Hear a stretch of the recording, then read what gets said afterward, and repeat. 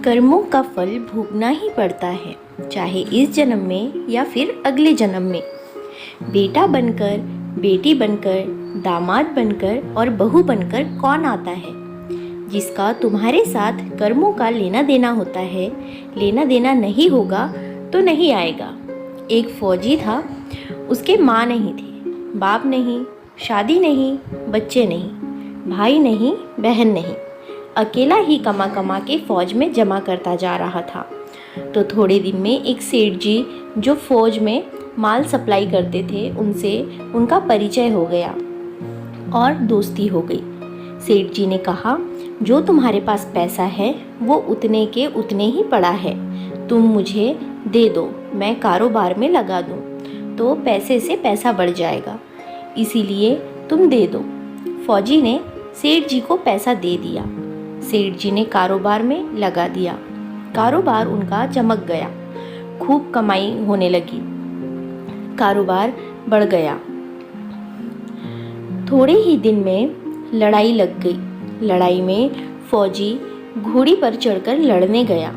घोड़ी इतनी बदतमीज़ थी कि जितनी ज़ोर ज़ोर से लगाम खींचे उतनी ही तेज भागे। खींचते खींचते उसके गलफर तक फट गए, लेकिन वो दौड़कर दुश्मनों के गोल में जाकर खड़ी हो गई। दुश्मनों ने वार किया, फौजी भी मर गया, घोड़ी भी मर गई। अब सेठ जी को मालूम हुआ कि फौजी मर गया, तो सेठ जी बहुत खुश हुए कि उसका कोई वारिस तो है ही नहीं। अब ये पैसा देना किसको? अब मेरे पास पैसा भी हो गया, कारोबार भी चमक गया, लेने वाला भी नहीं रहा। तो सेठ जी बहुत खुश हुए। तब तक कुछ दिन ही बीतने के बाद सेठ जी के घर में लड़का पैदा हो गया। अब सेठ जी और खुश कि भगवान की मुझ पर बड़ी दया है, खूब पैसा हो गया है, कारोबार भी हो गया, लड़का भी हो गया, लेने वाला भी मर गया। सेठ जी बहुत खुश हुए।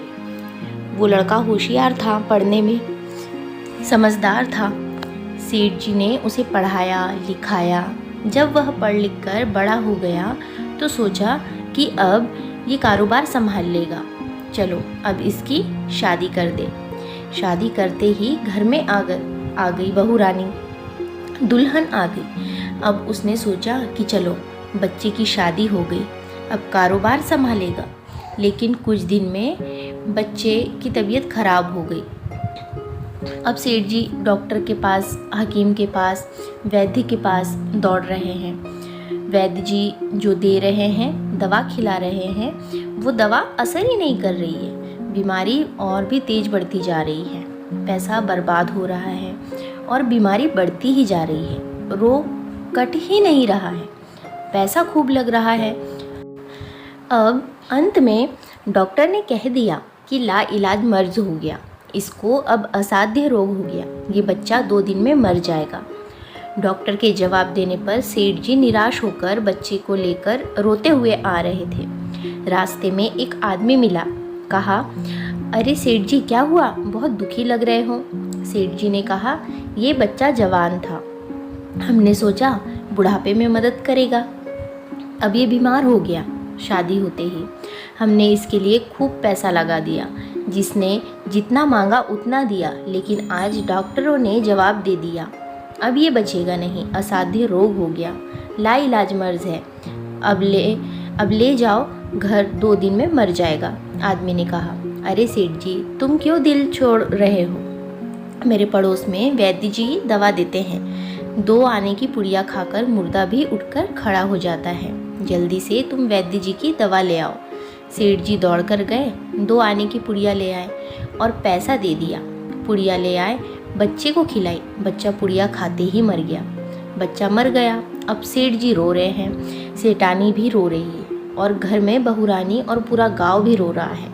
गांव में शोर मच गया कि बहू रानी सेठ की कमर जवानी में टूट गई। सब लोग रो रहे हैं। तब तक एक महात्मा जी आ गए। उन्होंने कहा, भाई क्यों रोना धोना? लोग बोले, इस सेठ का एक ही जवान लड़का था, वो भी मर गया, इसीलिए सब लोग रो रहे हैं, सब दुखी हो रहे हैं। महात्मा बोले, सेठ जी रोना क्यों? सेठ बोले, महाराज जिसका जवान बेटा मर जाए वो रोएगा नहीं तो क्या करेगा? महात्मा बोले, तो आपको क्यों रोना? सेठ बोला, मेरा बेटा मरा तो किसको रोना? महात्मा बोले, और उस दिन तो आप बड़े खुश थे। सेठ बोले, किस दिन? महात्मा बोले, फौजी ने जिस दिन पैसा दिया था। सेठ बोले, हाँ, कारोबार के लिए पैसा मिला था तो खुशी तो थी। महात्मा बोले, और उस दिन तो आपकी खुशी का ठिकाना ही नहीं था। सेठ बोले, किस दिन? महात्मा, अरे जिस दिन फौजी मर गया। सोचा कि अब तो पैसा भी नहीं देना पड़ेगा, माल बहुत हो गया, कारोबार खूब चमक गया, अब देना भी नहीं पड़ेगा। बहुत खुश थे। सेठ बोले, हाँ महाराज, खुश तो था। महात्मा बोले, और उस दिन तो आपकी खुशी का ठिकाना ही नहीं था, पता नहीं कितनी मिठाइयाँ बढ़ गई। सेठ बोले, किस दिन? महात्मा बोले, अरे जिस दिन लड़का पैदा हुआ था। सेठ बोले, महाराज लड़का पैदा होता है तो सब खुश होते हैं, मैं भी हो गया तो क्या बात? महात्मा बोले, उस दिन तो खुशी से आपके पैर जमीन पर नहीं पड़ रहे थे। सेठ बोले, किस दिन? महात्मा बोले, अरे जिस दिन बेटा ब्याहने जा रहे थे। सेठ बोले, महाराज बेटा ब्याहने जाता है तो हर आदमी खुश होता है, तो मैं भी खुश हो गया। महात्मा बोले, तो जब इतनी बार खुश हो गए तो जरा सी बात के लिए रो क्यों रहे हो? सेठ बोले, महाराज ये जरा सी बात है, जवान बेटा मर गया, ये जरा सी बात है। महात्मा बोले, अरे सेठ जी वही फौजी पैसा लेने के लिए बेटा बनकर आ गया, पढ़ने में, लिखने में, खाने में, पहनने में और शौक में, श्रृंगार में जितना लगाना था लगाया, शादी ब्याह में सब लग गया और ब्याज दर ब्याज लगाकर डॉक्टरों को दिलवा दिया। अब जब 2 आने पैसे बच गए वो भी वैद्य जी को दिलवा दिए और पुड़िया खाकर चल दिया। अब कर्मों का लेना देना पूरा हुआ।